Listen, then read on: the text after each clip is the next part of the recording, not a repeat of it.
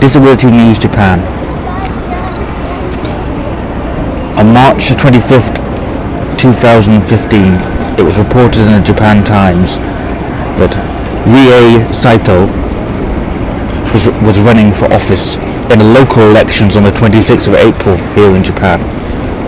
Elections, I suppose in Britain we call them councilmen, municipal elections. Rie Saito is deaf, and she's also a single mother. She's standing for the, I may remember this incorrectly, but it's Nippon wo Genki Surukai, the party to revitalize Japan, which was an offshoot of your party, which was a party that broke away from the Liberal Democratic Party, the Conservative Party of Japan, and moved towards lowering taxes when the LDP's Shinzo Abe was trying to higher taxes. But what interests me most about the story is not only that she's deaf, she's been deaf since the age of 1, but also that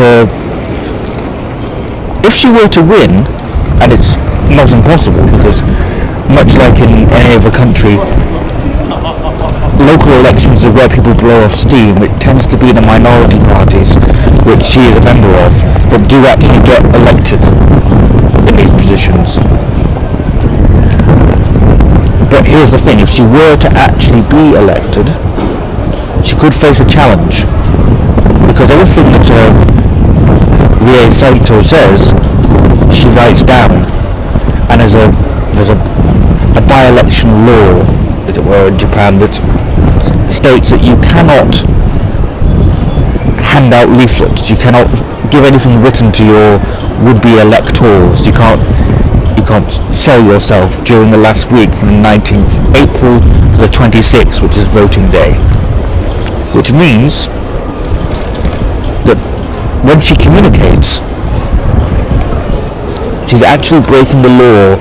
At least she's breaking the law after the 19th of April. She actually stands. Because by writing something down, you're technically distributing leaflets. But that is how someone who is deaf often communicates. I, in fact, have a student who I discuss philosophy with, and we do it entirely through an iPad. He happens to have very good written Japanese and written English for that matter as well. But it got me thinking, you see, this story, that there have only been 2 deaf people with really hard of hearing, as it were, in a local government in Japan, in government at all in Japan. One in 1981 in Nagano Prefecture, and another at Tokyo Metropolitan Council, the sort of Tokyo equivalent of the Greater London Council, in 2001. So, if a deaf person is going to be elected, it's going to be because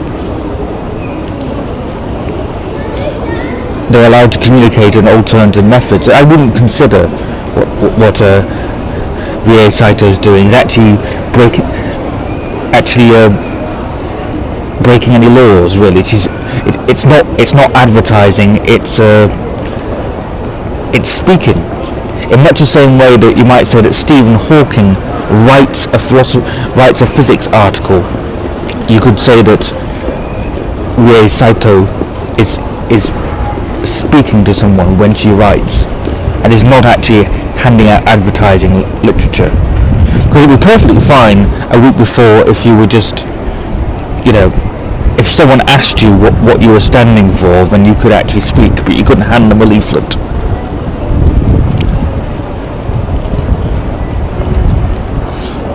Anyway, the link to the full article in the Japan Times is below.